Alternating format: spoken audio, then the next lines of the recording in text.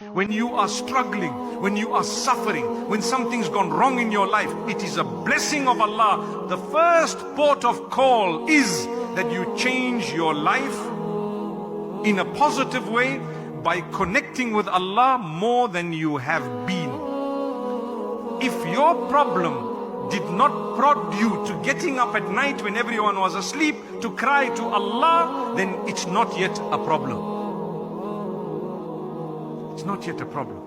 Allah will squeeze you further. You know why? He loves you. He wants you to do something. He wants to invite you to an act of worship that is fulfilled by invite only. That is tahajjud. Allah invites those whom He loves to that prayer. And sometimes the invitation is through squeezing you until you realize, I have to. I will get up, I will cry.